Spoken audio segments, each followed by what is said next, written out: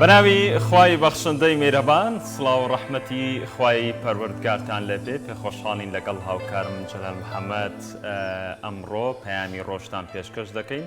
وەکو هەمیشە پەیامی ڕۆژ کۆمەڵێ بڕگە و بابەتی گرنگی بۆ ئامادە کردوون. هەوڵە دەین گشت بڕگە و بابەتەکانمان جێگەی سوود و ڕەزامەندی ئێوەی خۆشەویست بێت. ئازیزان و خۆشەویستان، سڵاوی خوای پەروەردگارتان لێبێت. دیارە تەوەریەکەمان قسەکردنە لەسەرەوەی کە گەنج و هۆکارەکانی کۆچکردنی گەنجان بۆ دەروێ وڵات. لە چەند ڕۆژی ڕابردوو سەرۆکی حکوومەتی هەرێمی کوردستان لەگەڵ چەند گەنجێک کۆبوو بوویەوە کە هیوایەکی باشی بۆ ئەم گەنجانە خواستووە لەوەی کە دەستیان هەبێ لە پێشخستنی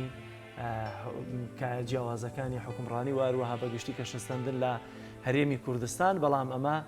چەندها ڕەنگە دووسێ گەنجن کە چاویان پێکەوتووە کە هەزاران گەنجی دیکەمان هەیە وڵاتیان جێهێشتووە، بۆیە دەمانێت بزانین ڕۆڵی گەنج لە هەرێمی کوردستان یا لە کۆمەڵگەی خۆمان و کارەکانی کۆچکردنیان بۆ دەرەوەی وڵات بۆچی دەگەڕێتەوە کە تەوەری یەکەمی بەرنامەکەمان. بەداخیشۆ ینی ئێمە ئەو هەموو گەنجە کۆچەکە ڕۆژانە هەواڵیانە بیستین کە لە ڕێگەی ڕۆشتنیان بۆ وڵاتانە تووشی کارەساتی لە ناوچوونە بن. جەنابی سەرۆکیش خۆشحاڵە کە گوێ لە دووسێ گەنج گرتووە، بەڵام گوێ لەو هەموو داواکاریە کە گەنجانی کۆچ کردو دەیکات. بەتەکید تەوەری دووەمیشمان لەم چەند ڕۆژەی ڕابردوودا ڕێکخراوی قوتابیانی کوردستان ساڵیادی هەیە. هەوڵە دەین لەبەرەوەی ئەم ڕێکخراوە خۆی لە خۆیدا هەر دوجار ڕابتە بێتەوە بە گەنجان، با بزانین ئەم ڕێکخراوە هەوڵەکانی بۆ بواری خوێندن و پەروەردە و فێرکردن لە ساڵانی دەست بەکاربوونی تاوکو ئێستا هەنگاوەکانی چۆن بوون، جێگەی ڕەزامەندی قوتابیان و خوێندکاران بوون و دوجاریش لە داهاتوودا بێگومانیش ئەبێم ڕێکخراوە خۆی نوێ بکاتەوە، پلان و داهاتوویان بەرەو کوێ دەچێت. جیاواز لەمە دیارە چەند راپۆرتێکمان بۆ ئامادەکردون و ڕوودا و چالاکیانش کە لە شار جیاوازەکانی هەرێمدا ڕوودەدن یاخود بەڕێوە دەچن لە ڕێگەی پامنەکانمانەوە بۆتان دەگوازینەوە.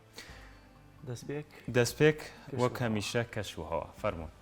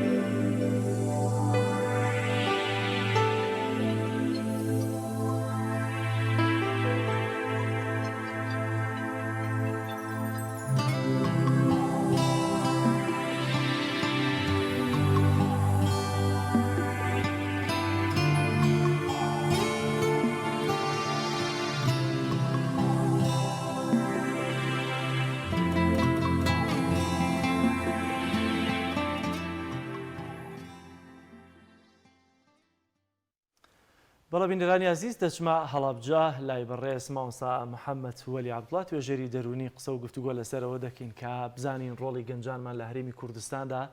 لەکوێدایە و هۆکارەکانی کۆچی گەنجان بەگشتی بۆ دەرەوەی وڵات بۆچی دەگەڕێتەوە. کاک محەممەد زۆر سپاس بۆ دەرفەتە با لێەوە دەست پێ بکەین. ئایا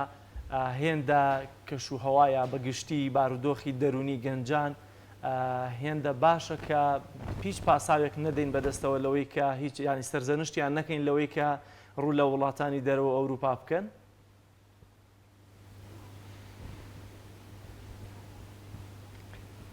سڵاوتان لێبێ، بەیانیتان باش. خۆشحاڵم کە بۆ جارێکی کە لە شاشە ڕەنگینەکەتانەوە بە خزمەتان ئەگەمەوە. سڵاو لە بینەرەکانتان. مەسلەی گەنج و کۆچ ئەمە دوو بابەتن کە ئاوێتن بە یەکتری. مەسلەی کۆچکردن لەگەڵ گەنجانە ئەمە پەیوەندیەکی ڕاستەخۆیان بە یەکتریەوە هەیە بەداخەوە کە ئێستا لە هەرێمی کوردستانە ئەمە بەدیەکەین. ئەگەر بە شێوەیەکی خێرا و دروست وەڵام بەمەوە بەداخەوە هەرێمی کوردستان تا ڕادەیەک ئەتوانین بڵێن ژیانی تیا بەردەست نییە بۆ گەنجان کە بتوانن ممارەسەی ئەو ژیانە ئاسیایی کە خۆیان بکەن. ئەمە بۆتە هۆکارێک بۆ ئەوەی کە ناچار بن کە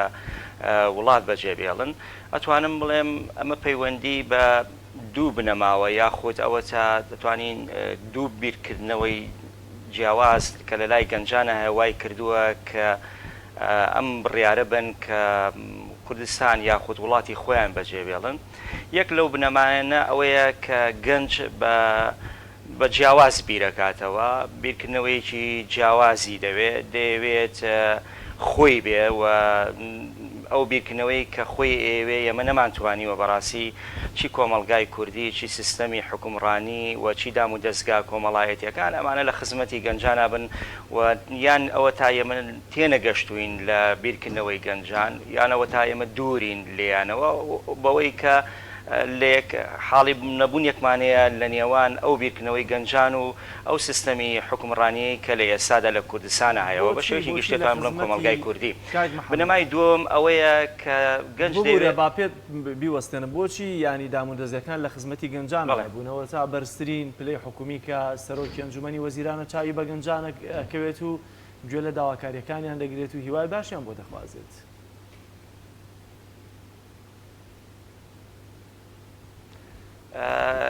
ببوورە کاک جەلا سەڵتەکەت باش نەگەشتە من. ئەڵێم بۆچی دەبێ بڵێن دام و دەستگا حکومیەکان لە خزمەتی گەنجانانین لە کاتێکاوە تا سەرۆکی حکوومەت لە نزیکەوە چاوی بە چەند گەنجێک دەکەوێت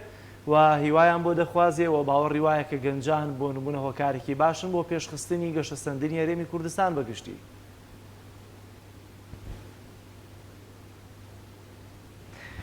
ڕاستە ئەمانە هەوڵێکن دەدرێن بەڵام ئێمە ئەمانەیە ئەو وێنەگشتەیە کە گەنج ئێوێ لە کوردستانە کە دەرفەتم پێبەی بنەمای دووەمم باس کردایە دڵنیام لەواچێ وەڵامی ئەم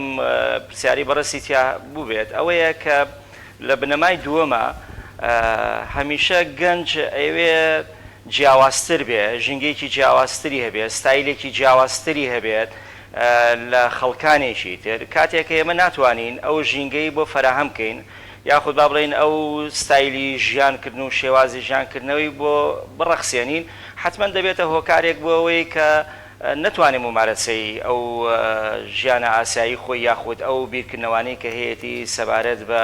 ژیانکردن بیگۆزەرێنێ لە کوردستانە. ئەمە وای کردووە حکومەت یاخود سیستەمی حکومڕانی یاخود سیاسەتمەداران و سەرکردەکان و دەسەڵاتداران دوورە پەرێزیەک هەڵبژێرن لەگەڵ گەنجا کە لیان تێنەگەن و ببێتە هۆکارێک بۆ ئەوەی کە بەژاریان پێنەکەن یاخود ئەوەچات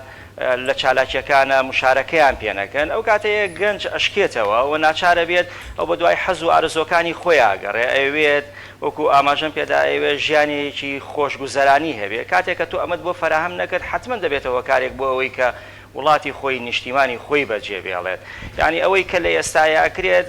هەوڵێکی کەمن گەنج زیاتری ئەوێ یعنی ئەمەی کە ئێمە دەستمان پێداوە وایە زووتر ئەم کارێ بکرایە چون خۆتان نەزانن شەپۆلی یەکەم لە ساڵی 90ەکانەوە دەستی پێ کردووە و ئەو قەیرانە ئابووری کە هە لەو سەردەمەیە هەبووە یعنی گەن کاڵین گەنج و کۆچ ڕاستە بابەتەکەمانەوەیە بەڵام کۆچکردن ئێمە تەمەنەکانی تریشی گرتووەتەوە ینی هەرەوە نیە تایبەت بێ بە گەنجە بەڵام سێرێکی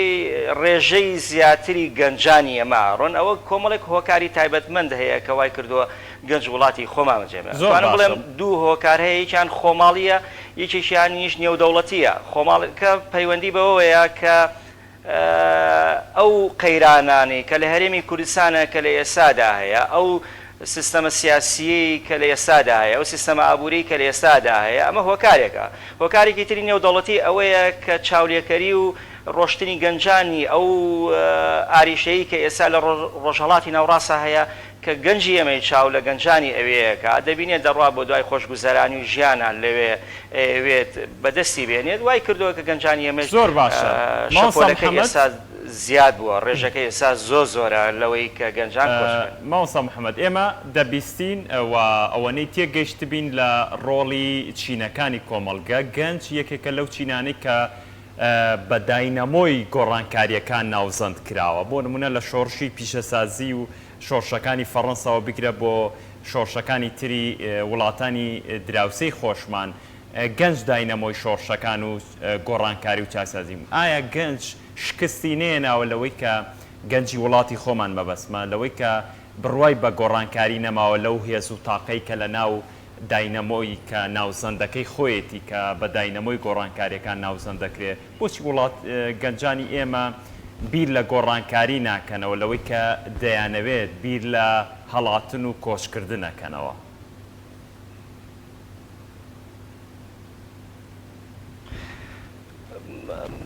لە ڕاستیدا ئەمە پەیوەندی بە مەسایلی پەروەردەکردنەوەیە یعنی سیستەمی دامەزراوە پەروەردەیەکانمان فەلسەفەی پەروەردەی وڵاتمان لە خزمەتکردنی گەنجانە نەبووە ینی ئەوەی کە ئەیبینین لە دوای ساڵی 90ەکانەوە سیستەمێکی تۆکمەی وا نەبووە کە ئینتیما بۆ گەنج دروست ببێ نیشتیمانی خۆی خۆش بێ دیفاع لە نیشتیمانی خۆی بکە ئەمە کێوە ئەم کاری کردووە تەمان ئەو حکومڕانی و دەسەڵاتداریەتی کە گەنج بەڕێوە بە ئەگەر کە تۆ کاتێک هاتی نەتوانی پەروەردەیەکی باش بکەی کە هاتی ئامانجێکی باشت نەبوو بۆ گەنجان کە بتێ بنیادیان بنێ بنیادی کەسایەتیان بنێ بنیادی پەروەردەکردنی ئینتیما بۆ وڵاتیان بنێ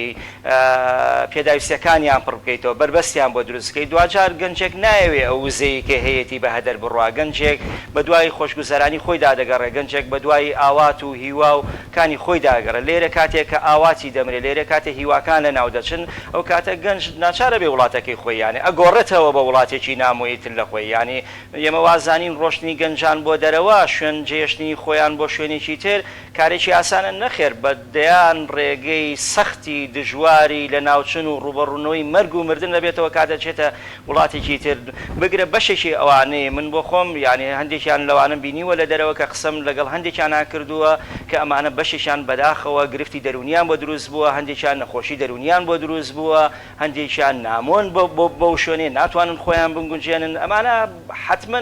هۆکارگەلێکن وایان کردووە کە گەنجی من بەداخۆ حکومەتی ئێمە یاخود دەسەڵاتدارانی ئێمە بگرە خێزانەکانی ئێمە سوود لەو زە و تاقەی گەنجەیە وەرنەگرن یا منەی بەسمەوە بەو سیستەمەی پەروەردەکردنەوە کە هەیە لە ناوەندەکانی خوێندنە یان یەکێ لەو ڕێگە چارانەی کە ئێمە جارێکی کە دەبێت ئیعادە نەزەری بۆ بکەینەوە ئەوەیە کە ئەبێت لە ناوەندەکانی خوێندنەوە دەست پێ بکەینەوە چۆن بتوانین نیشتیمان خۆشەویستکەین چۆن بتوانین پێداویستەکانیان بکەینەوە یعنی ئەبێت بزانین گەنج چی ئەوێ ئەبێت لە بیرکردنەوەی گەنج تێبگەین ئێمە ئەبێ حیوارێکی هێمنانە لەگەڵ گەنجا بکەین ئێمە تەنانەت بە ناو خێزان و سیستەمی پەروەردەی و دام و دەستگا ڕێکخراوی گەنجەکانیشمانەوە ئێمە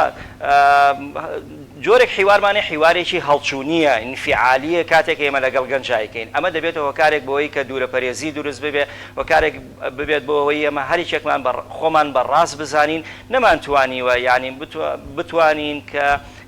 گفتوگویەکی هێمنانە هوەرێکی گفتوگۆکردن لەگەڵ گەنجانە بەکاربێنن بەداخەوە ئەوەی لەیەکەوێتەوە کە ناتوانین ئەو زە باشەی گەنج بەکاربێنین و هەمووی بە هەدەرە ڕات و بگرێ ئێستا وڵاتانی تر ئیسفادەی لێەکەن چەند نمونەمان هەیە لە تیڤەکانی بەڕێستانەوە لە تیڤەکانی کەەوە نیشانە درێن گەنجی کورد پاڵەوانە گەنجی کورد یەکەمی هێناوە ئەی ئەمانە بۆچی لەوێ ئەتوانن ئەم پلە یەکەمی و ئەم وزە و باشانە بەدەستبێنن بەداخۆ بۆچی لە وڵاتی ئێمە ناکرێت ئەوەیە کە ناتوانرێت تاقە و چالاکی و بەهرە و توانای گەنج لە وڵاتی خۆمانە بەدەست بهێنی. زۆر باشە مامۆستا محەممەد با من بە پێچوانەی پرسیارەکەی مامۆستالاری هاوڕێم پرسیار کە من باوەڕم وایە کە گەنج شکستی نێناوە لەوەی کە سوود لە توانا و گۆڕانکاریەکانی خۆی من نەموو شکستێنە ئەڵم ئەمە شکستە لەوەی کە ڕاکەی لەوەی کە داینەمۆکەی خۆی بەکارخۆی بەکارێنانی داینەمویە کە دەچێتە دەرەوەی وڵات پێم وایە مامۆستا محەممەد ینی ئەمە هەندێک پاڵنەر هەن بەڵام دوجار خۆ دەستکەوتێکی شخصیشی هەیە لەوەی کە دەچێتە دەرەوەی وڵات زۆری نەیان کە ڕەنگە هەمووی بۆچی دەجەنگێ بۆ ژیان دەجەنگێ کاتێکە لە هەرێمە ژیانی دەست ناکەوێت خۆ ناچارە بە شوێن ژیانە ڕابکە بچێتە دەرەوەی وڵات بەڵام بابینە سەرەوە کە ئایا لە هەرێمی کوردستان پاڵنەرەکانی هۆکارە یا هۆکارەکان بۆی کە پاڵ بە گەنجەوە بنێن بۆی کە کۆچ بکە بچێتە دەرەوەی وڵات چی و چین وەلایەنی حکومی تا چەندە بەرپرسە لەمەیە چکە زۆر جار تۆ دەڵێ یا لە قسەکان تاراماژت بەوە دەکرد ئێمە نەمانتوانیوە ئێمە مەبەستت کێ ئایا حکومڕانیە کۆمەلگایە کوێ بەرپرسە لەمە؟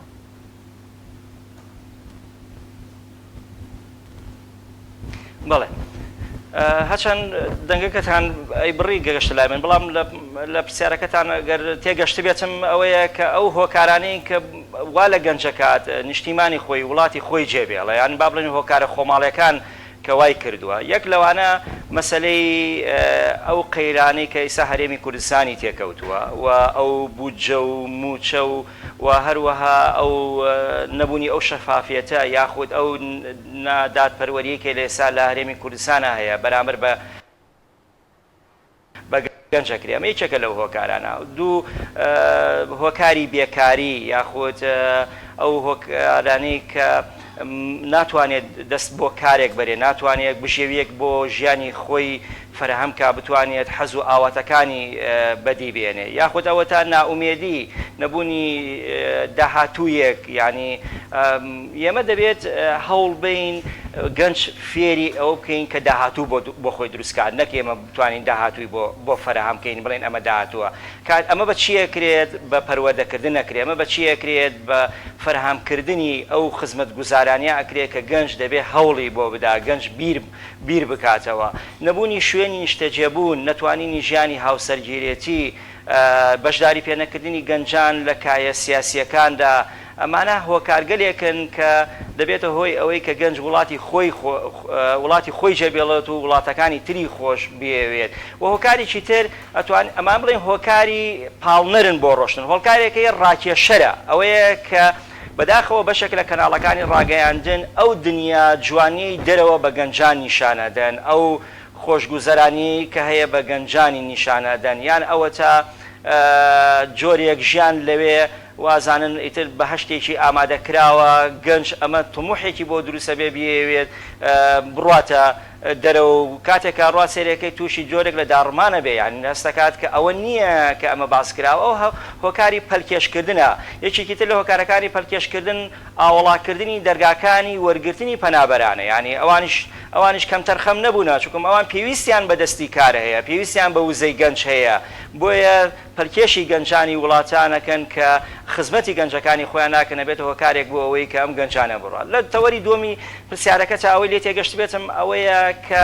ئێمە مەبەسمان سیستەمی حکومڕانیە بۆ وەزارەتی وەرزش و لاوانە ینی ئەوەی کە کاربەدەستە و بەرپرسی لە پرۆسەی گەنج ئەوەی کە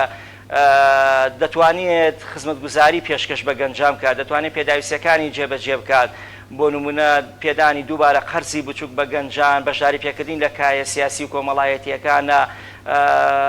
ئەکرێت ئەمانە هۆکارگەلێک بن بۆ ئەوەی کە یارمەتی گەنج بە جارێکی گەنج زیندوو بکەینەوە وای لێ بکەین کە نیشتیمانی خۆی خۆش بێ وای لێ بکەین توانا و تاقەکانی خۆی وەگەڕ بخاتەوە ئەو گەنجە زۆرە بێشماری کە لە زانکۆکانە تەخەڕوج پێ دەکرێن و نازانن کار نییە دەستیان بەتاڵە یان یەکێک لەوانە گەورەترین کوشندەی گەنج لە ئێستادا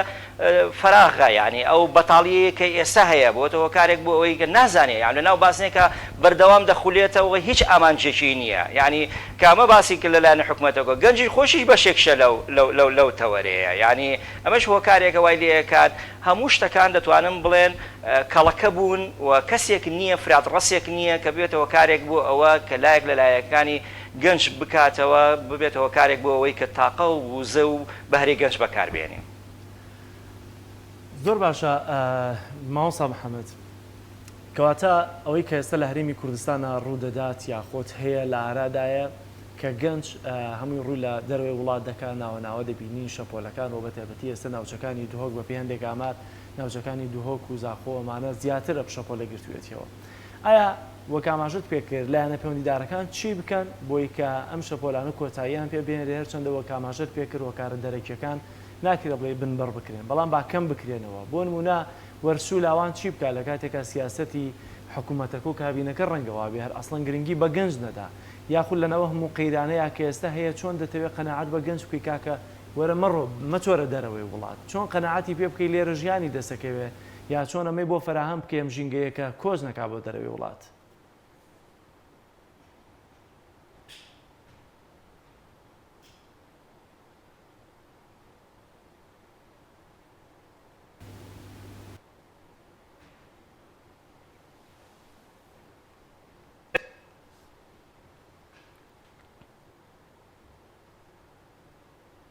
هۆکارێک هەبێت ببێتە هۆی ئەوەی کە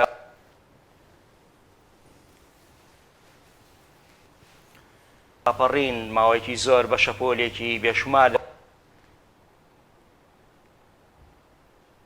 وەکو بەڕێزت ئاماژە پێدا بەشێکیان ئەتوانم بڵێم جۆرێکە لە چاولێکەری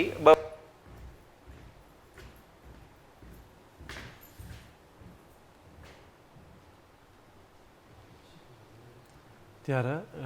گرفتمان هەیە لەگەڵ میوانەکەمان لە هەڵەبجە کە بەڕێز مامۆستا محەممەد وەلی عەبدوڵڵا بوو کە بە داوای لێبردنەوە مامۆستا دیارە گرفتی ئینتەرنێتمان هەیە لەگەڵ پارێزگای هەڵەبجە و جەنابچە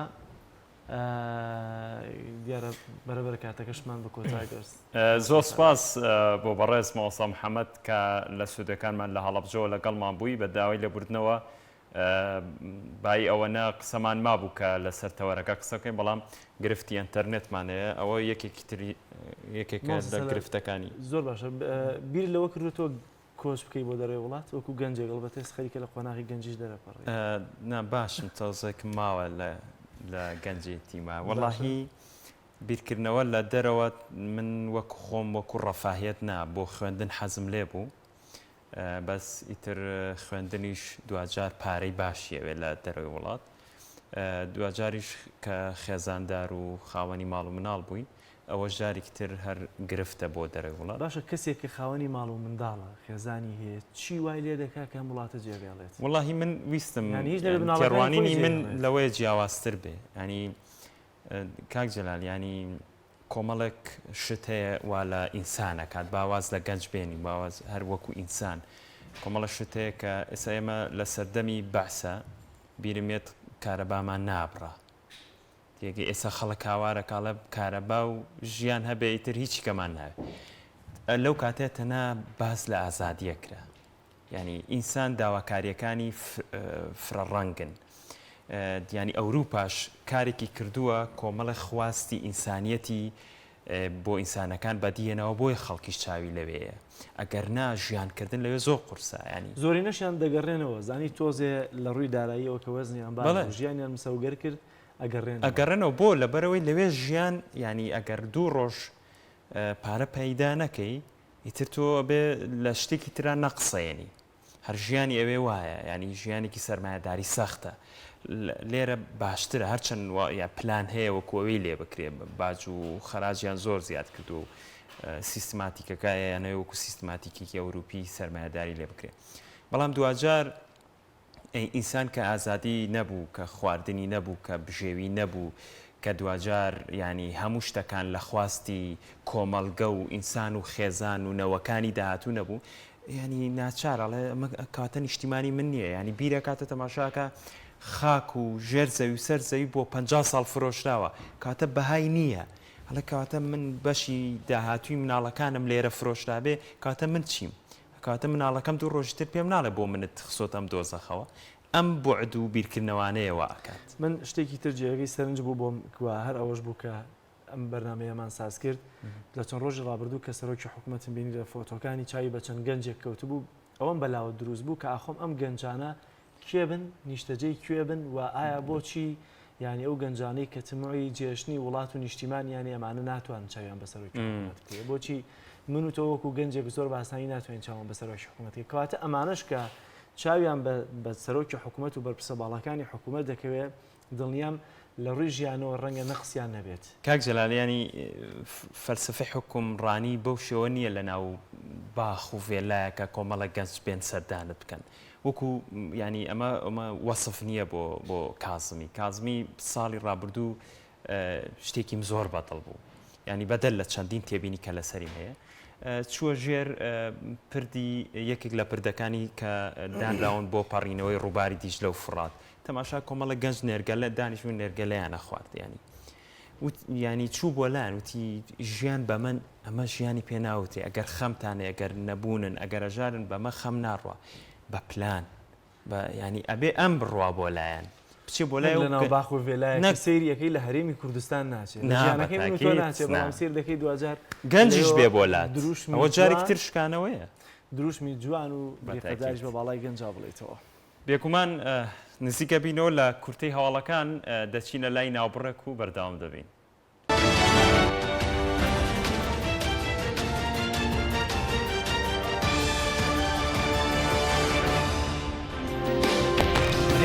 بەشێک لە هەواڵ و زانیاریگرنگەکانی ڕۆژتان پێشکەش دەکەن. بەپێی ئەنجامی دەنگە جیاکەرەوەکان دیموکراتەکان 205 کورسی و کۆماریەکان 100 کورسی ئەنجومەنی نوێنەرانیان مسەوگەر کردووە و بۆ بردنەوەی یەکجاریش کۆماریەکان پێویستیان بە 65 کورسی دیکەیە. ملیۆنان ئەمریکی بە مەبەستی دەنگدان بۆ سەرۆکی نوێی وڵاتەکەیان وەڵبژاردننی کاندیدانیان لە ئەنجومەنی نوێنەران چوونەتە سەر سندوقەکانی دەنگدان و بەپێی ئەنجامە سەرەتاییەکان دۆناڵد ترامپ دەبێتە یەکەم سەرۆکی هەڵنەبژێررا و بۆ ماوەی 8 ساڵ لە دوای جۆرج بۆشی باوکەوە. شیکەرەوانی سیاسیش دەڵێن پرسی کۆرۆنا هۆکاری یەکلاکەرەوەی هەڵبژاردننی ئەو دوو کاندیدەیە کە هەڵکشانی ئامارەکانی توشبوون و مردن بەو ڤایرۆسە بە زیانی ترەمپ شکاوەتەوە بایدەن بەپێی ئەنجامەکان لە پێش دۆناڵد ترەمپەوەیە. هەڵبژاردننی سەرۆکایەتی ئەمریکا نرخی نەوتی بەرز کردووەتەوە. بە هۆکاری ناڕوونی لە ئەنجامەکان و داهاتووی ئەمریکا و جیهان لە نێوان سیاسەتەکانی بایدن و ترەمپ نرخی نەوت بەرزبوونەوەی بەخۆوە بینی. نرخی یەک بەرمیل نەوتی برنت بۆ $39.71 و نرخی یەک بەرمیل نەوتی تێکسازیش بۆ $37.66 بەرز بوویەوە. بەهۆی کۆرۆنا و قەدەغی هاتوچۆ و بەشێک لە وڵاتانی ئەوروپا هەڵبژاردنەکانی ئەمریکاش نرخی نەوت ڕووی لە دابەزین بوو. بەڵام ململانەی ترەمپ و بایدن و نادیاری چارەنووسی جیهان لە نێوان سیاسەتی ئەو دوو کاندیدا هۆکار بوو بۆ بەرزبوونەوەی نرخی نەوت. بەرپرسانی رووسیا هەڵبژاردنەکەی ئەمریکا بە نمایشێک بۆ دیموکراتیەت ناو دەبن. ڤیاجیسلاف فۆلۆدین سەرۆکی ئەنجومەنی نوێنەرانی رووسیا ڕایگەاند هەڵبژاردنەکانی ئەمریکا نمایشێکی شانۆییە کە وەک نمونەی دیموکراتی پێشکەشی جیهانی دەکەن. سەرۆکی ئەنجومەنی نوێنەرانی رووسیا ڕایگەاند هەموو لایەک دەزانێت ئەوە نمایشێکی شانۆییە و هیچی تر. ئەو بەرپرسە رووسیا دەڵێت ئەو نمایشە نابێتە هیچ پێوەرێک بۆ دیموکراتیەت کە تەنها دوو لایەن کاندیدیان هەیە بۆ پۆستی سەرۆکی ئەمریکا. ڤیاجیسلاف باوەڕی وایە ئەمریکا پێشنیاری ئەوەش دەکات بۆ ئەوەی ئەو نمایشە بکرێتە پێوەری دیموکراتیەت. بەرپرسانی رووسیا فرەحەزبی لە وڵاتەکان دەکەنە پێوەری دیموکراتی و ململانی نێوان دوو لایەن لە ئەمریکا تەنها بە نمایشی دیموکراتی ناو دەبن. لە بەریتانیا هۆشداری هێرشی تیرۆریستی لە بەرزەوە بۆ تند ڕاگەیەندرا و بەوەش بەرپرسانی ئەمنیە وڵاتە دڵنیان لە ڕوودانی هێرشێکی تیرۆریستی بەڵام هیچ زانیاریەک لەسەر جۆری ڕووداوەکە بڵاو نەبووەتەوە. لە دوای هێرشەکەی ڤێنای پایتەختی نەمسا هۆشداری ڕووداوێکی تیرۆریستی لە بەریتانیا ڕاگەیەندرا و درنگانی شەوی ڕابردوش ئاستی هۆشداریەکە لە بەرزەوە بۆ هۆشداری تند بەرز کرایەوە. هەرچەندە ڕاگەاندنی ئاستی هۆشداریە و ڕووداوە لەلایەن ناوەندی هاوبەشی لێکۆڵینەوە و شیکاری تیرۆریزمەوە دراوە. بەڵام وەزیری ناوخۆی بەریتانیا دەڵێت ئەو هۆشداریە تەنها بۆ پێشگیریە لە ڕووداوەکە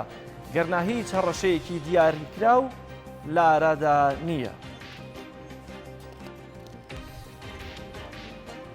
ڕەجەب تەیب ئەردوغان جارێکی تر لەسەر موسڵمانانی جیهان هاتە دەنگ. ڕەخنەی لە ئەوروپا گرتووتی هەندێک وڵاتی ئەوروپی هەموو هەوڵێکیانەوەیە پێناسە و پەیامەکانی ئیسلام بشێوێنن.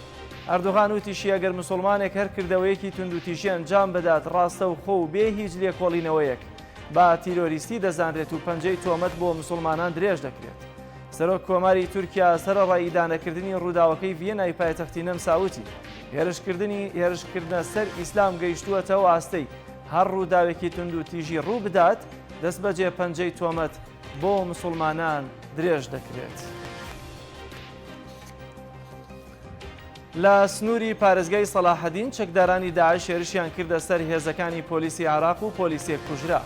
سەرچاوەمنیەکانی پارێزگای سەلاحەدین بڵاویان کردەوە ژمارەیەک چەکداری داعش هێرشیان کردە سەر بارگای پۆلیسی فیدراڵی لە ناحیەی یەسرب لە باشووری پارێزگاکە و لە ئەنجامی شەڕ و پێکداداندا پۆلیسیەک کوژرا. تا دێت چالاکی چەکدارانی داعش زیاتر دەسێنێت و سەرەڕای هۆشداریەکانی بەرپرسانی ئەمنیش. بەڵام هیچ ئۆپەراسیۆنێکی نوێ و جددی بۆ لێدان و دەرپەڕاندنی ئەو چەکدارانی داعش ئەنجام نەدرا و ناوەناوەش هێرش دەکەنە سەر هێزەکانی پۆلیسی عراق و پێشمەرگەی کوردستان. بینەرانی عزیز بەشێک لە هەواڵ و زانیاریگەنەکانمان پێشکەشکردن. پاشناوەڕێک لە پەیامی ڕۆژ پێتان دەگەینەوە.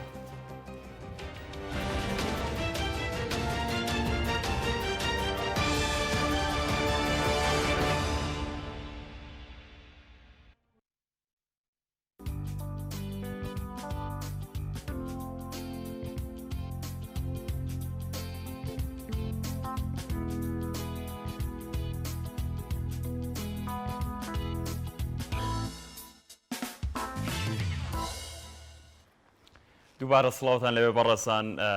دەچینە لای ڕاپۆرتێک کە هاوکارمان ئەمجد لە دۆک بۆی ئامادە کردوین کە لەسەر گەنجەکە کە 20 ساڵە خەریکی یاری تایکواندۆیە. با پێکەوە بینەری بین.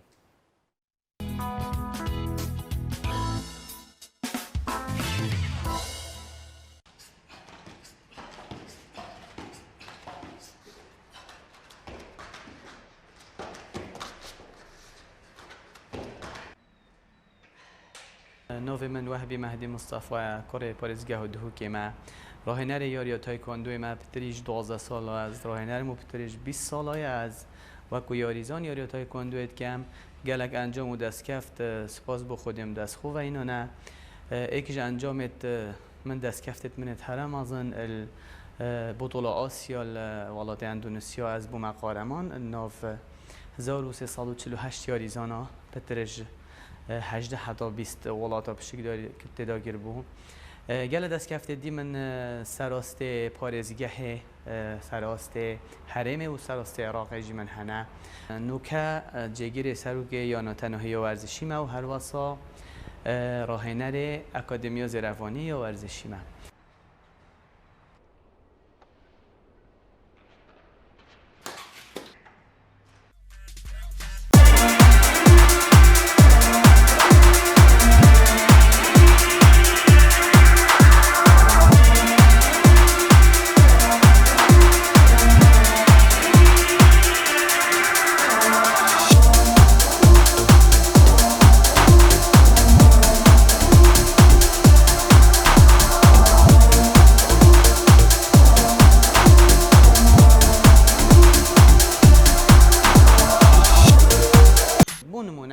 حركة أساسية هاي بكوريد بجنة مندول يا تشاجي عنقود الزفري ودي حركة لدي تو شيء عادي هر کس اکشیت اوی حرکت اوی تایکواندو کری بکرد دزوری جلوی زوری و بخو دبو مستوی سری لیدای اما حضر تدا کر ام تشتکی یعنی کو بلند بید و بد اخاری یعنی تشتکی نه ثابت بید کاتو ده شی کی آن نه و بد ویچه تو ترکیز بکرد کرد یا مثلا اگر تو دجارا زوری دبیتا فیلیپینیت بجنه اویجی مثلا کاتو ده شی تشتکی جسمگید هوایی داله دای بیکوب که یعنی حتی کوید اردی و مهارت کو خاص بید یعنی احتمال اخوا و کسی شوارزش ده بجن تشتکی مازن کرد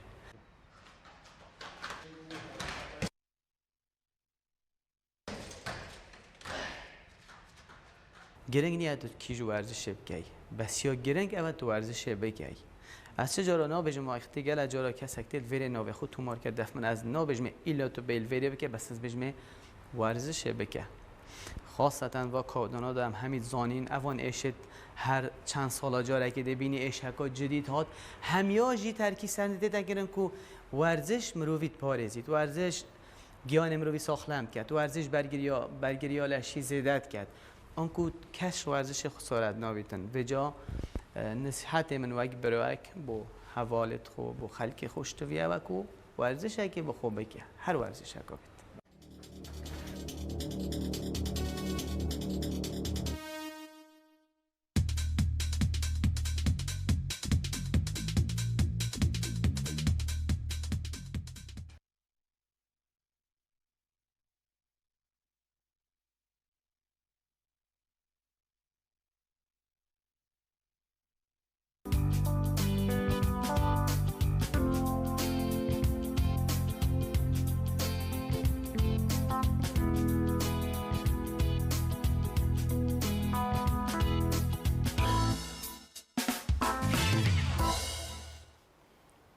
وڵە بەڕێزان وەکو لە سەرەتاشدا باسمان کردەوەری دووەممان باسکردنە لە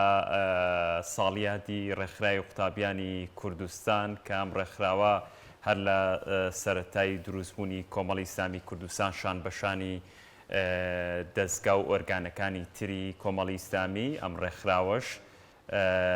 توانیوێتی لە ناو کایی خوێندن و فێرکردن و پەروەردەدا ڕۆڵ و کاریگەری خۆی هەبێ بە ئاڕاستەکردنێکی مەدەنیانە بێ کاریگەریەکانی کاری حیزبەتی توانیوێتی ڕۆڵێکی باش لە ناو گەنجان و خوێندکارانە ببینێت و توانیویشێتی دوجار کارەکانی بەلای باشەی خزمەتکردن بە قوتابیان و توێژی گەنجاندا بشکێتەوە. من هیچ تر کات بە پێشەکێکەوە ناکوشم دەچینە لای میوانەکانمان جەلن دەیان کادری باشیشی پێگەیاندووە بۆ کای حکومڕانیەکان حزبیەکان بەتاکید هەمووشمان دوجار لێەوە هاتووین بەتاکید. ئوستاز کاک حەسەن عومەر ئەندامی دەستەی بەڕێوەبردننی سکرتارەتی ڕێکخراوی قوتابیانی کوردستان لەگەڵ کۆمەڵێک گەنجی خۆبەخشی ئەو ڕێکخراوە لەگەڵمانن. سپاس بۆ ئامادەبوونتان ئازیێتان کێشا. زۆر سپاس ئوستازەمێت بەوە دەست پێ بکەم کە بێگومان وەکو وتمان لەگەڵ جەلالە خۆمان هەر لێەوە هاتوین بەڵام حەزەکەم بۆ بینەرەکانمان پێمان بڵێن ئێوە لە سەرەتای دروستکردانە و تا ئێستا ئامانجەکانی کارکردنتان بۆ گەنجانی هەرێمی کوردستان چی بۆ و چۆنیش کارتان کردووە؟ بەڵێ بسم الله الرحمن الرحیم. من زۆر سپاسان دەکەم بەڕاستی سپاسی کەناڵی پێیان دەکەین کە هەمیشە لە ڕووماڵکردنی چالاکیەکانی ئەمەدا لە پێشەوە بۆ خۆی گەورە پایداریان کە. طبعاً ڕێکخراوی قوتابیانی کوردستان یەکێکە لە ڕێکخراوە چالاک و ئەکتیڤەکان سوپاس بە خۆی پەروەردگار لە ئەو ڕۆژەیەوە کە خۆی ڕاگەیاندوە. طبعاً ڕێکخراوی قوتابیانی کوردستان مێژووی دامەزراندنی کۆنترە هاوشانە لەگەڵ کۆمەڵی خەبات و تێکۆشان و بەرخۆدان کە لە مێژووی پێش ڕاپەڕینەوە دەست پێ دەکات کە لە ساڵی 1986ەوە دوا قۆناغی کە لە دوای یەکگرتنی ڕێکخراوەکانی ڕابوونی خوێندکارانی ئیسلامی لەگەڵ یەکێتی قوتابیانی ئیسلامی لە ساڵی 1999 و پاشان ئێمە ئیعلانی ڕێکخراوەکەمان لە 3 ساڵی 2003 لە ژێر ناوی ڕێکخراوی قوتابیانی کوردستان کردووە و ئەو ڕۆژەمان کردوتە ڕۆژی ڕاگەیاندنی ڕێکخراوەکەمان. سوپاس بەخوای پەروەردگار بە درێژایی ئەو مێژوەی کە هەمانەوە دوای ڕاگەیاندنی ناوەکەشمان هەڵبژاردنێکی سەرتاسەری لەسەر ئاستی هەرێمی کوردستان کرا. سوپاس بەخوای گەورە ئەو کات ئێمە توانیمان لەگەڵ ئەو هەموو بارە قورس و ناڕەحەتانەی کە لەو مێژوەدا هەبوو توانیمان لەسەر ئاستی هەرێمی کوردستان چوارەمین ڕێکخراو بین لە ڕووی دەنگ و نفوزی ڕێکخراوەیەوە و پاشان بە هەوڵ و دڵسۆزی و ماندوونەبوونی کادیرانی ئەم ڕێکخراوە و پشتیوانی بەڕاستی وەکو جەنابتان ئیشارەتان پێدا حیزب کە بەردەوام کۆمەڵی ئیسلامی هاوکارێکی ڕسمی ئێمە بۆ کە ڕێکخراوی قوتابیان ڕێکخراوێکی مەدەنی بێ و بە مانایەکی گشتی ئیش بکە نەک بە مانایەکی حیزبی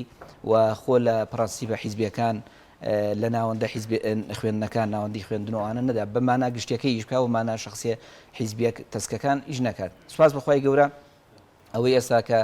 ڕێکخراوی قوتابیانی کوردستان یەکێکە لە ڕێکخراوە ئەکتیڤ و چالاکەکان بە جیاوازی پرۆژەمان بە جیاوازی ئیشوکارمان دناسرینەوە لە هەموو کایەکانی پرۆسەی پەروەردە و فێرکردندا ئێمە ئەلحەمدوللا ئەسپی خۆمان تاودا و قسەی خۆمان هەبووە لەگەڵ هەموو ڕووداوەکان لەگەڵ هەموو گۆڕانکاریە پەروەردەیەکان پەیام و چالاکی و وەکو بڵێ بە پێی توانە و ئەزمموی خۆمان هەوڵماندا و ڕۆڵمان هەبێت لە گۆڕانکاریەکاندا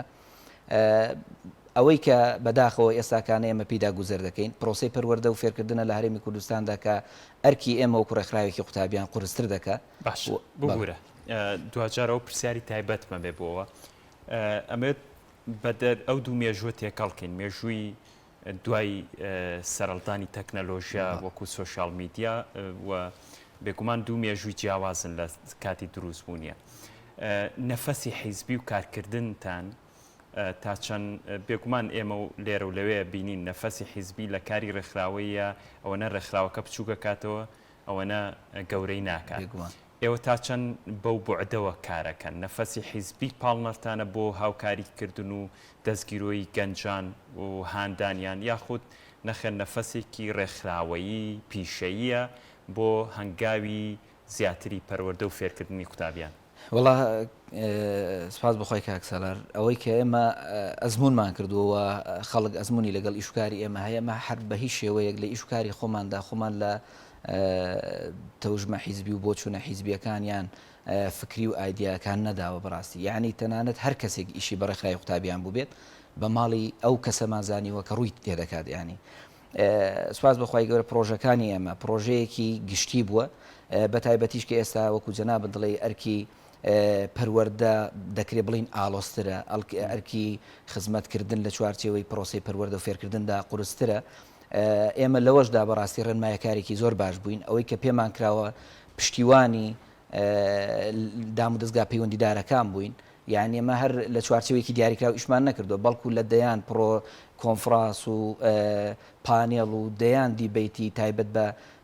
پرۆسی پەروەردە و فێرکردن کە ئەنجام درراوە لە هەرێمی کوردستاندا ئێمە قسەی خۆمان هەبووە و پرۆژەی خۆمان هەبووە و وەکو چۆن دەڵێ پەیامی خۆمان ئاراستە کردوون کە ئەمە باشەکەیەتی ئەمە حەلی ئیشوکاری پەروەردە و فێرکردنە بەڵام دەکرێت ئێمەگەر لە ئەسنای قسەکانماندا قسە لەسەر ئەوە هەڵوێستە بکەین کە بەداخەوە خەمخۆرانی ڕاستەقینە ئەوەی کە ئەرکە قورسەکەیان لەسەر شانەوەکو حکوومەت لایانی حکوومەت زۆر بێباکن لە جانیبی پرۆسی پەروەردە و بێباکن لەوەی کە پرۆسی پەروەردە بە ئاقارێکی ئیجابیدا بڕوە دەرگایان لەسەر لایانی پەروەردە و فێرکردن بە تایبەتی لەو 6 ساڵی ڕابردوودا زیاتر تووشی بارە قورسەکە کەوتۆ سەرشانی پەروەردە ینی ئەوەی کە لایانی ئابووری و گرفتی ئابووری لە وڵاتە دروست بوو گرفتە هەرە گەورەکە کێشە هەرە گەورەکە چۆ سەرشانی پرۆسی پەروەردە و فێرکردن چونکە دوجار مامۆستا پەکی کەوت پرۆسی پەروەردە پەکی کەوت لە بەرامبەردا ئێمە زیانێکی زۆر کوشندەمان بەر هەرێمی کوردستان گیان کە ئێمە لانیکەم لە ماوەی ئەم 6 ساڵی ڕابردوودا 1,700,000 ئەوەی کە بۆ خۆی وەزارەتی پەروەردە بڵاوی دەکاتەوە زیانمان پێگەیاندووە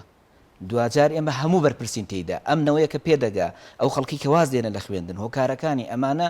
ئەرکی سەرشانی ڕێکخراوە مەدەنیەکان بە تایبەتی ڕێکخراوە قوتابیەکان زۆر قورستر دەکات و ڕۆڵی بەرپرسان و ڕۆڵی پسپۆرانی بواری پەروەردەش قورستر دەکات یعنی بەداخەوە مامۆستا ئەگەر ئەوەندەش بڵێم پسپۆرانی بواری پەروەردەش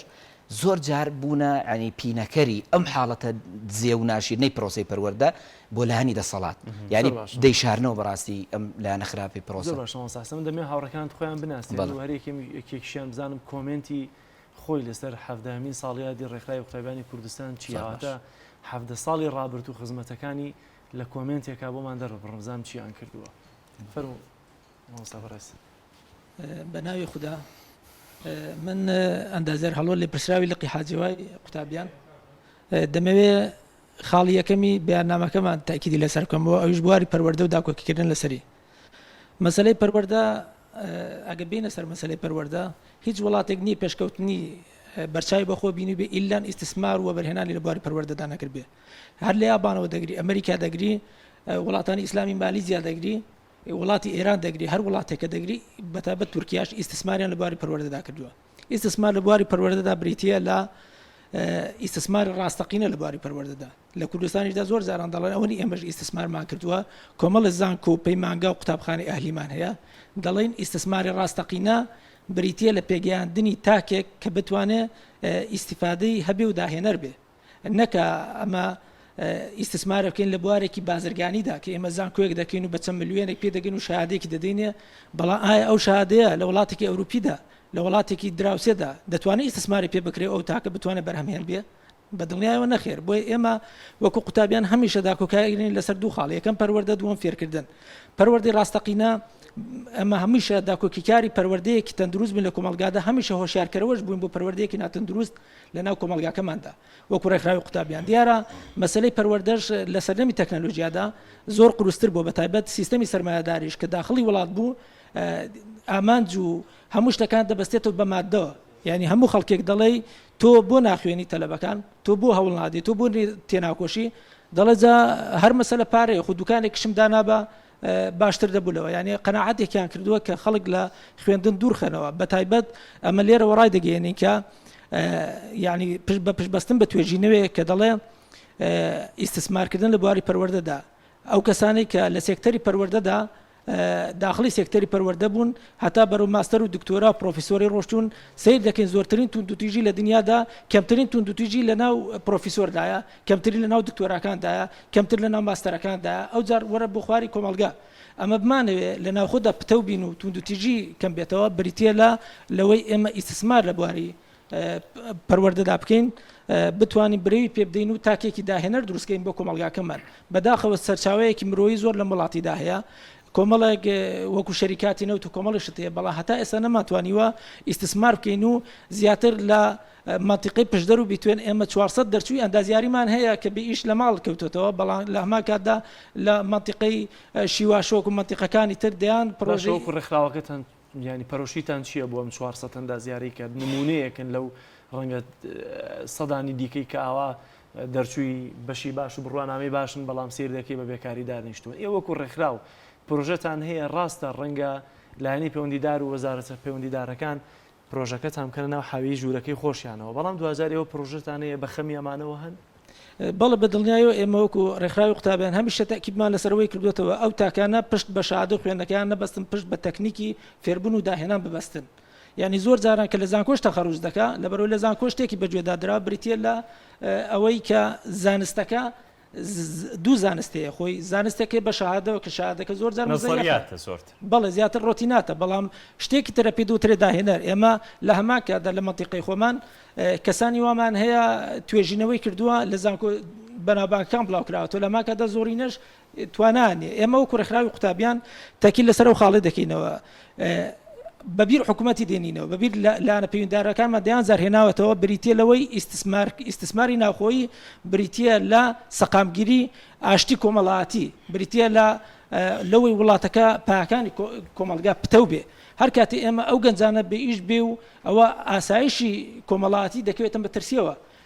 لەبەرەوەی دەست بەتاڵی و بێئیشی پەل دەکێشە بۆ دەیان نەخۆشی و دەرونی تر و دوجار چاک و خراپ دەسەڵاتدار و بێدەسەڵات هەمومان باجەکەی دەدەین ئەوەمان دەیان زار بەبیر دەسەڵاتی ناوەتەوە بەڵام وەکو ڕێکخراوی قوتابیان بۆ خۆمان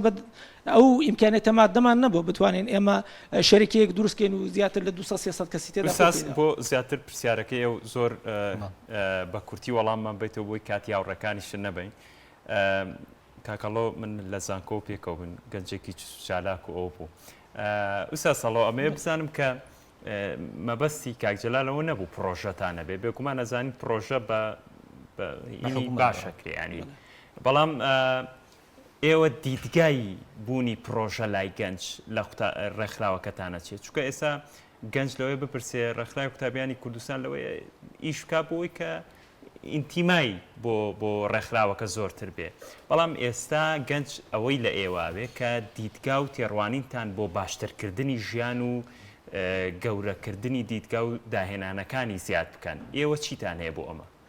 ئێمە وەکو ڕێکخراوی قوتابیان بەردەوام ئەو قوتابیانێک کە دێمە لاان و پەیوەندی بە ڕێکخراوەکەمان دەکەن و زائیدەن ئەوانەش کە لە دوورەوە چاودێریمان دەکەن و دەیانەوێت ئومێدێک بین بووان هەمیشە ئەوما تاکید کردوێتەوە کە لە بواری داهێنانی شخصیدا پشت بە خۆیان ببەستن و گوتوشمانە ئەم وڵاتە بەدەیان قۆناغی سەخت و دژواردا تێپەڕیوە بە ئێمە 30 ساڵ تەحکوم نەکە بە تەواوی هەرێمی کوردستان و یا وڵاتانی تریشەوە بۆی ئەمە هەموو جارە تاکیدمان کردوێتەوە لە بوارەکەی خۆتدا ئیبداع و داهێنان بکە یعنی لە بوارەکەیدا هەندە خۆت قوڵ بەرەوە هەندە بتوانە ئیبداعی تێدا بکەی و گۆڕانکاری تێدا بکەی دەستیان نەگرن بەڵێ ئێمە بەردەوام لە ڕێی محازەرەکانمانەوە لە ڕێی وەڕکشۆپەکانمانەوە لە ڕێی سیمینارەکانەوە هەمیشە ئەمە پشتگیری هەموو ئەو قوتابی خوێنکارانە بوون کە حەزیان لە خوێندنە و ئینتیما بۆ خوێندن هەیە و دەیانەوێت بە خوێندن پاژە ڕۆژێکی ڕووناکتر بۆ خۆیان و نەتەوەکەیان بنیادنێن. باشە ئەوەی تەنیشت کاگڕێنوە. من ڕێنوە عەبدوڵڵا کارژێڕی ناوەندی زانکۆ پەیمانگاکان پێشەکی دەستخۆشی لە کەناڵی ئاسمانی پەیام و پەیامی ڕۆژەکەین بۆم دەرفەتە جوانە و دەستان خۆش بێ ئێوە پیرۆزبایی لە سەرجەم ئەندامانی ڕێکخراوی قوتابیانی کوردستان و سکرتارەتی قوتابیانی کوردستان دەکەین بۆ 17مین ساڵیادی ڕێکخراوەکەمان. ئێمە وەک خۆبەخشان لە ڕێکخراوی قوتابیانی کوردستان سوپاس بەخوا هەموو ساڵێک بە گروتینێکەوە پێشوازی لە میادەی خۆمان دەکەین هەرچەندە ئەم ساڵ بە بۆنەی ئەم بارە تەندروستی و ناهەمواری کوردستان و سەرجەم وڵاتانەوە زۆر بە گەرم و گورتر چالاکیتان کەم بوو بۆی ساڵیادەکەمان لەبەر وەزی کۆرۆنەدا هەموو ساڵێک ئاهەنگمان بۆی کردوێتەوە لە ڕێکخراو بە میوانداری چەند کەسایەتێک کۆمانش بەڵام ئەم ساڵ بە پێویستمان زانی وان نەکەین چونکە هەر ئەوەی ئێوە ئیشەڵاوە کافیە. ئێمە لە ڕێکخراوی قوتابیانی کوردستان سوپاس بەخوا کۆمەڵێک ئەندامی چالاک و دڵسۆزمان هەیە کە هەمووی خۆبەخش بە کارجێڕ و بە بەرپرس و بە ئەندامانی خواری شۆوە تا سەریشەوە هەمووی خۆبەخشە. یەکێک ببێت ئەندامی ڕێکخراوەکەتان چی دەستەکەوێت موچەی مانگانە چیتان ئێمە لە ڕێکخراوی قوتابیانی کوردستان هیچ بڕا موچەیەکمان نییە بڵێین موچە وەرگین بەڵام سوپاس بەخوا لە ڕووی معنەویەوە ئیسفادە لەم ڕێکخراوە دەکەین. بۆ نمونە ئێستا ئێمە بە بۆنەیەوەی کە ناوەندەکەمان زۆر ڕێکخراوەکەمان زۆر گەورەیە سوپاس بەخوا کەسانی زۆر باش دەناسین ینی ئیسفادێکی معنەویمان زۆر کردووە لەم ڕێکخراوە وەلانەیە کارگێڕان و بەرپرسانی کۆمەڵێک ناوەند لە زۆر شوێنی ترەوە لە دەستگای ترەوە لە ڕێکخراوی ترەوە پێشنیاریان بۆ کرابێ بێن بۆ لای ئەوان بە مانگانێکی باشیش بەڵام سوپاس بەخوا چۆندای خۆمان نەفرۆشوێمە هەر لەم ڕێکخراوە داین و ناچین بۆی شوێنی تر و سوپاس بەخوا بەرداوامین لێرە. من درود محەممەد ئەندامەشی پلان و بەدادەچوونی ڕێکخراوی قوتابیانی کوردستان پیرۆزبایی لە خۆم و سەرجەم هاوڕێیان و دۆستانمانەکەن لە ڕێکخراوی قوتابیانی کوردستان دیارە ڕێکخراوی قوتابیانی کوردستان لە ماوەی 7 ساڵی تەمەنیدا توانیوێتی خزمەتێکی زۆر باش بە چینی خوێندکار و قوتابیان بکات بێ جیاوازی ئایدەلۆجی و حیزبی چونکە لە ڕێکخراوی قوتابیانی کوردستان خۆشەویستی کۆی کردوێتەوە کە ینی هەمومان بێ ئەوەی هیچ بڕەپارەیەک وەرگین بێ ئەوەی هیچ ئیمکانێتێکمان لەلایەن ڕێکخراوی قوتابیانی کوردستانەوە بکرێ بەڵام بە خۆشەویستیەکی زۆرەوە خزمەتێکی زۆر بەم ڕێکخراوەکەین دیارە ڕێکخراوی قوتابیانی کوردستان خزمەتی بە سەرجەم چین و توێژەکان کردووە. پلانتانانی بەڵێ پلانتان هەیە بۆ ساڵی نوێتان بەڵێ بە تاکید پلانتان ناوەیان بەنیازن دای بنێن داشمان ناو بەنیازیشم پلانی تایبەتری دانێت پێی بارود پلانانەمان پێ بڵێن. بەڵێ دیارە ئێمە لە ڕێکخراوی قوتابیانی کوردستان ئەگەر ئاگاداری سەرجەم کار و چالاکیەکانمان بن ساڵانە چەندەها پرۆژەمان هەیە ینی ئەمانەوێ پەرە بم پرۆژانە بین و هەروەها هەندێک پرۆژە هەیە بەبەوەی ئەم بارودۆخۆ ناکرێ ینی زیاتر بەهۆی کۆبوونەوەی ناکرێ ئەو پرۆژانە بەهۆی ئەم بارودۆخە هەستیارەی ئێستەوە بکرێ دینا بە تاکید کۆمەڵێ پرۆژە و پلانی زۆر باشمان هەیە کە خزمەت دەکات بە چینی سەردەم خوێندکار و قوتابیان. من مامکار زوبێر ئەندامی ناوەندی زانکۆ و پەیمانگەکانی سلێمانی لە ڕێکخراوی قوتابیان و قوتابی پەیمانگای تەکنیکی سلێمانیشم.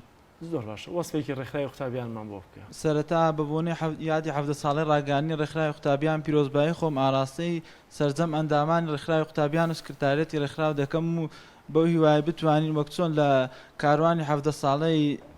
ڕێکخراوی قوتابیان لەو کاتەوەی کە ڕاگەیەنراوە خزمەت کراوە کە منیش وە خۆم لە بەشێک کەمی ئەم کاروانەیە بەشدار بووم بتوانین لە داهاتوشدا بە شێوەیەکی باشتر و گەرموگوڕیەکی زیاتر پەرە بە کارەکانمان بدەین و بەردەوامی لەسەر و کارانەی کە کردومانە بۆ خزمەتکردنی قوتابیان و خوێندکاران و کۆمەلگا بەگشتی. ڕێکخراوەکەتان شوێنی یەکێکی تیا بێتەوە ئەگەر کۆمەڵ نەبێت شوێنی هەموو کەسێک تیا بێتەوە ئامان جێمە بەگشتی خزمەتکردنە بە تایبەت بە قوتابیان کۆمەلگا بەگشتی و چینی قوتابیان خوێنکاران بەزانە بۆ نمونە ئافرەتێکی ئیلتیزامدار نەبێ حیجاب نەبێ و لە خۆت کەسێک بێ کە کۆمەڵ نەبێ و لە ناوچانە بێت بەڵێ تێدا زۆر کەسمان هەیە لە وەک حیزب کۆمەڵ نییە و بەڵام لە ڕێکخراودا بە دڵسۆزیشمان هەیە نوێژنەکەریشتان لام جۆرێک لەگەڵمانە بەڵام گرنگترینش دەوێت کەسانی بە خزمەتن نەتوان خزمەتکەن و خزمەت بە قوتابیانەکەن ئامانزیان خزمەتکردنە و بۆ داهاتی قوتابیان وەگشتی دەست خۆش. من محەممەد ئەکرم هەندامی ڕێکخراوی قوتابیانی کوردستان پیرۆزبایی خۆم پیرۆزبایەکەم لەسەر جەم ئەندامان و سکرتارێتی ڕێکخراوی قوتابیان کوردستان بەهۆی دامەزانی حەفدەمین ساڵیات و هیوادارم بۆ چەند ساڵی داهاتوش بەردەوامی بە خۆمان بدەین و کاری باشتر و چاکتر بکەین. زۆر باش دەست خۆش بێت. هارون ئەمە بە پرسی لە قیاربەتی ڕێکخراوی قوتابیانم و هاوکات ئێستا قوتابی بەشی دەرمانسازیم مامۆستا سالار ئیشی ئێمە ئێستا وەکو قوتابیان ئەو وا پیرۆزبایەکە بۆ خۆمان بێ پیرۆزبایەکە بۆ ئەندامانی خۆمان بێ بۆیکەوە بە گوڕتر چاکتر ئیش بکەین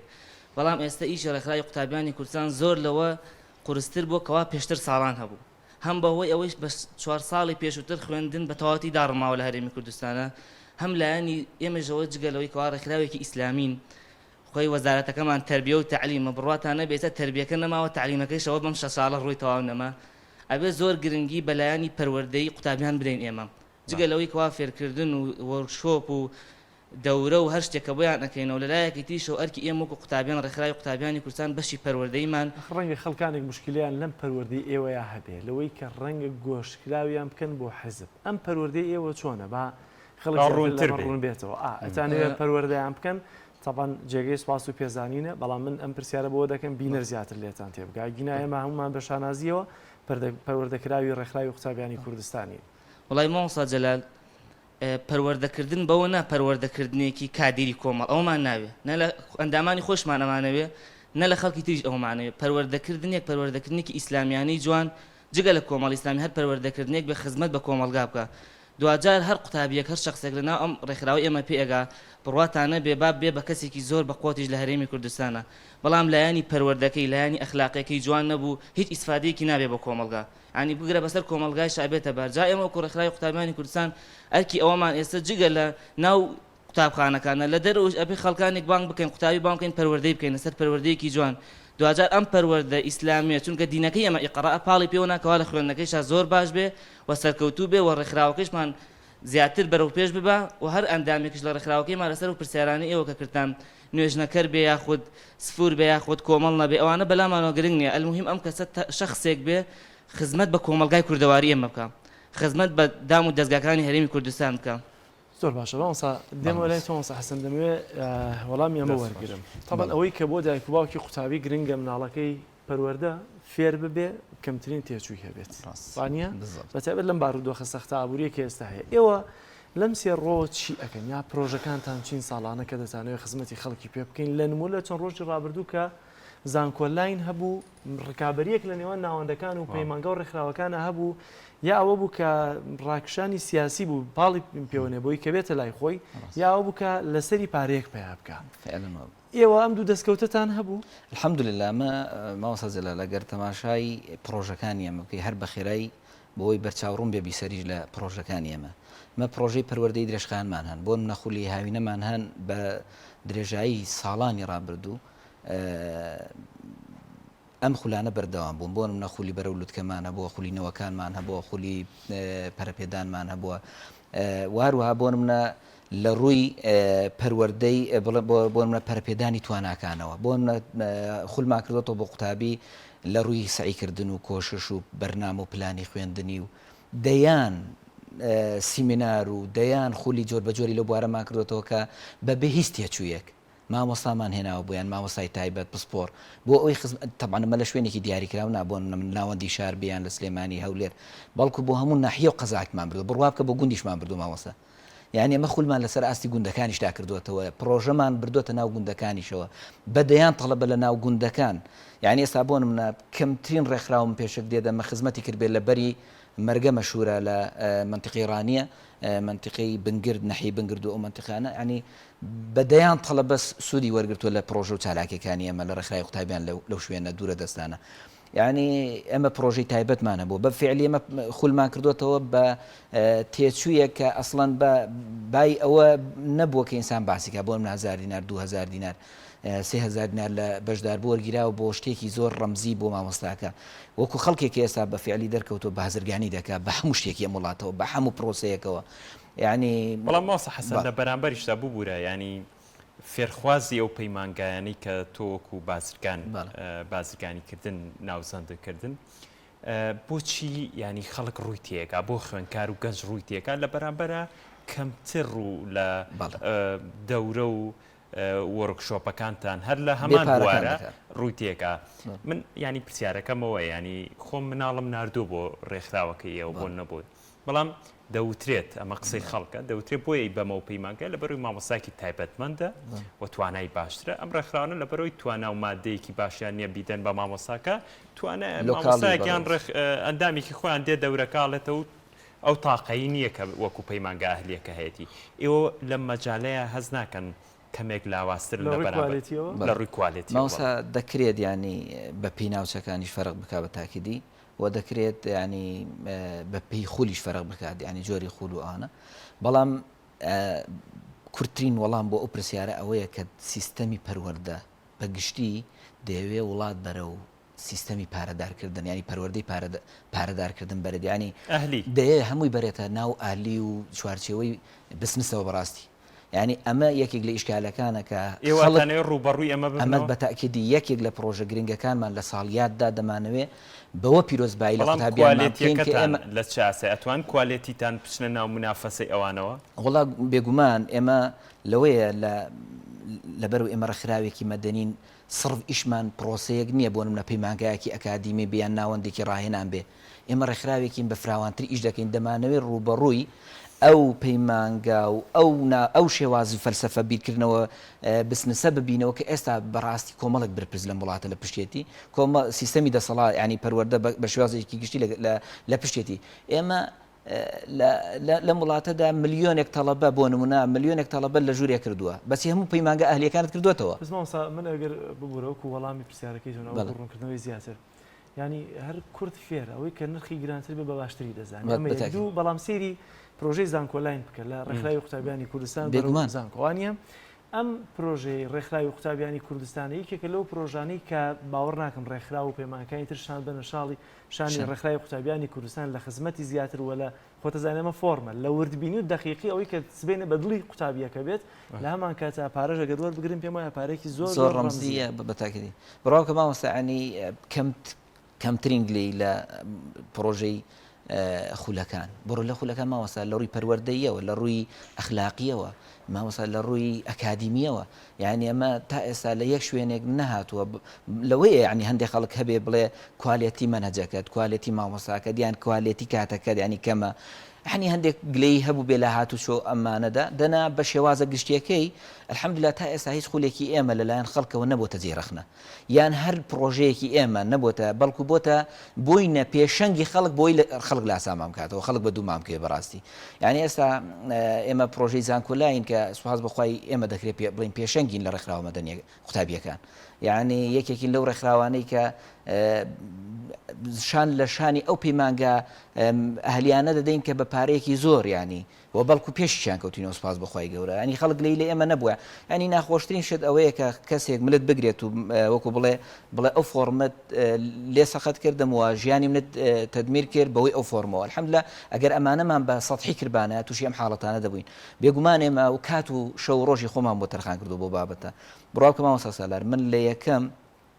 دامەزراندنی ئەم ڕێکخراوی قوتابیانەوە من لەگەڵم لە سەرەتای وەکو چۆنەڵی بەرخۆدانی ئەم ڕابوونەی قوتابیانەوە من لەگەڵ ئیشەدا یعنی ئەو جوود و لێبڕای و تاقە سەرفکردنەی لەناو قوتابیانی ڕێکخراوی قوتابیاندا دەیبینم خۆبەخشانە ئەگەر حکوومەت و فەرمانبەرەکانی بەو شێوە ئیشیان کردبایە ئەم وڵاتێکی نمونەی دەبەوەی کە ئەندازیار هەڵۆ باسی کرد شتێکمان لێ دەرچوو وەکو مالیزیا و ئەوانە بۆ لەبەر ئەوەی نەک هەر ئەندامێکمان خۆبەخش بێت تەواوی ئۆرگانی ڕێکخراوی قوتابیان خۆبەخشە ئوستاز یعنی ئەمە لە کوێی کوردستانداە ڕێکخراو هەیە تا ئەم 1-2 ساڵش بە 50 ملیۆن ئەندامتان هەیە کاوا خۆبەخشن لانی کەم ئەمە بە تەواوی کوردستانەوە لانی کەم 2000 کەسی ئەوەمان بەردەوام لەگەڵ ئیش دەکات چونکە قوتابیان بەردەوام ئیشمان لەگەڵ بە گشتیەکەمان لایانی کەم ئێمە نزیکی 136 ماوەسە 136 لقمانەیە هەر لەقێک لە سەروی 15 ئەنداممان هەیە کەواتە ئەمە ژمارەیەکی زۆر بە کادیری خۆبەخشی زۆرمانەیە کە ئەگەر ئەم سیستەمەی ئێمە دێڵێن ینی ئەو شێوازە خۆبەخشەیان ئەو شێوازی کە وەکو ئەو قەنەعەت و باوەڕی کە ئێمە وامان لە ناخماندا دروست بووە کە خزمەتی نیشتیمانە ئەگەر مەم شێوەیە باە قەنەعەتم وایە بەرپرسان سوپاس بەخوایان مامۆستا ئەوانەی کە لە ڕێکخراوی قوتابیانیشەوە چوونە ناوەندەکانی دەسەڵات لە وڵاتەدا نمونەی ئەم وڵاتن ینی پێیان سەربەرزین شانازیان پێوە دەکەین الحەمدولله مامۆستا هەردووکمان کاندامی ڕێکخراوی قوتابیان بووین دەیان جار لە ناو زانکۆ پەیمانەکانە ڕێگریمان لێ کراوە لە بڵاوکردنەوەیەکی بچووکی زانکۆ من دەمێ بزانم ڕێگریەکان چین لە بەردەوامتانە لە ناوەندەکانی خوێن ئێستا ژەر بەردەوام وەکو ساڵان واللهی مامۆستا الحەمدولله سوپاس بەخوای ئێمە وەکو ڕێکخراوی قوتابیان پەیوەندیمان لەگەڵ تەواوی ڕێکخراوە قوتابی خوێندکاریەکان لە تاڕادەیەک دوورکەوتوینەوە لە سەردەمی 2009 بە فعلی زۆر قورس بوو ینی ئەمە بۆ خۆمان تێدا بوون لە پرۆسەکەدا بەڵام الحەمدولله ئێستا تاڕادەیەک کەمترە بەڵام وە نەبێت ینی بربەستەکان نەمابن ئێستاش بە حیزبیکردنی زانکۆ و پەیمانگاکان هەروەکو جارانە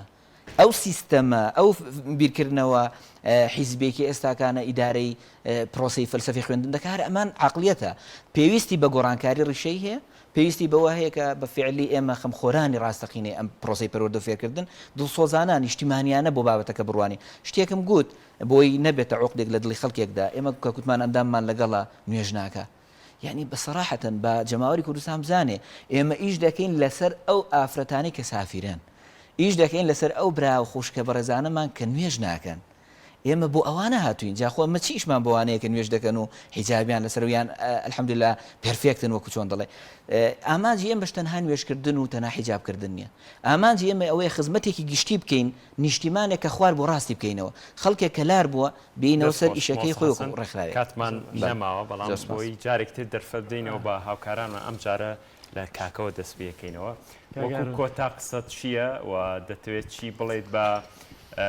گەنجان وەکو گەنجێک و بە قوتابیان وەکو چینەکەی خۆتان و پەیامیشت چییە بۆ ڕێکخراوەکەتان سالارەکەم بۆ قوتابیان و بۆ گەنجان لەسەروی هەموو شتێک و دامەزرانی ڕێکخراوەکەی ئێمە بۆ خوێندنە تعلیم و فێرکردنێکی تەواو لەناو هەموو قوتابخانەکان و هەموو ئاستەکانی زانکۆ و پەیمانگاکان و هەموو پەیمانگا ئەهلەکان و حکومەکانیش یەکەم گرنگی یەکەم بۆ قوتابیان خوێندنەکەیانە سەرکەوتن تیانە دووەم بۆ ئێمە ڕێکخراوەکەمان بەڕاستی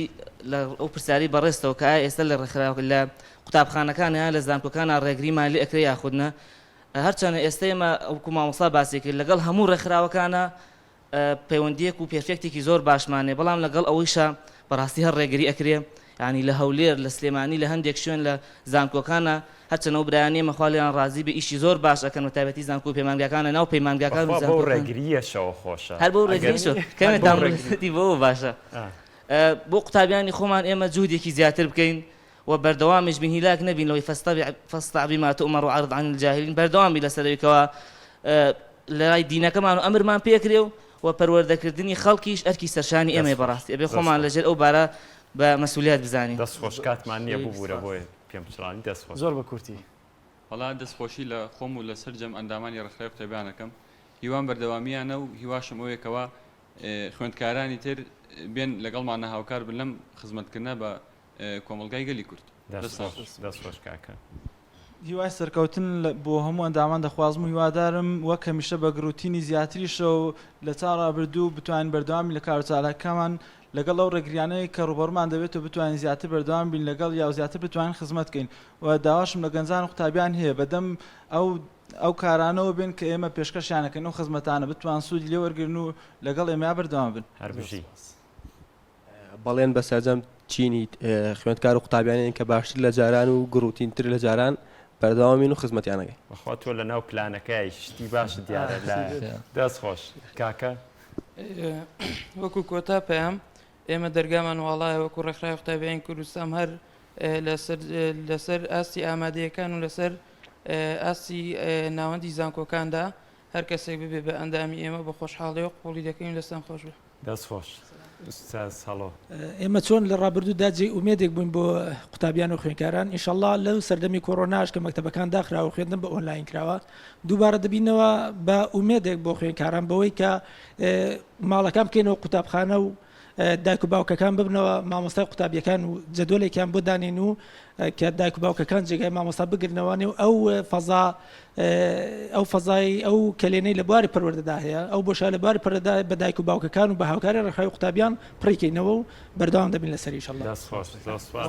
دەمانێت دوایین پامی خۆت بزانین. وڵات دوایین پامی ئێمە وەکو ڕێکخراوی قوتابیان پیرۆزبایی سەرتا وەکو چۆن دەڵی لە تاک بە تاکی ئەندامانی ڕێکخراوی قوتابیانی کوردستان دەکەم کە ماندوو نەبووانە ینی بەردەوام لەگەڵ ئێمە کار دەکەن لە هەموو قۆناغەکاندا لەگەڵماندا بوون خۆی گەورە ئەجریان بداتەوە ئینشەڵڵا لە دنیا و قیامەتدا و پێشیان دەڵێن کە ئێمە بێگومانی ئەگەر وەکو چۆن دەڵی سەردەمی کۆڕۆنا بەردەوامیش بێ ئینشەڵڵا ئێمە هەر بەردەوام دەبین لە ئیش و کار و چالاکیەکانمان وەکو هەڵۆ باسی کرد پشت بەخوای گەورە پرۆژەی تایبەتمان دەبێت لەسەر شێوازی ئۆنلاین بە تایبەتی لە ئەگەر بەو شێوەیە خوێندن بە ئۆنلاین بەردەوابی ئینشەڵڵا پەیامی نوێمان دەبێت بە قوتابیان و دایکان و باوکان ئینشەڵڵا. منیش لێرەوە بە دایک و باوکان دەڵێم لە هەر شوێنێک ناوەندێکی ڕێکخراوی قوتابیانی کوردستان یاخود لەقێکی هەبوو منداڵەکانی خۆتانیان پێ بسپێرن دڵنیا بنەوە لەوەی کە پەروەردەیەکی باش و بە فێربوونێکی باشەوە جارێکی تر ڕوون لە ماڵەکانی خۆتان دەکەنەوە. هیچمان نەماوە هەرەوە نەبڵین خواتان لەگەڵ بە هیوای تەندروستێکی باش بۆ هەموو لایەکتان. خواتان لەگەڵ. دەست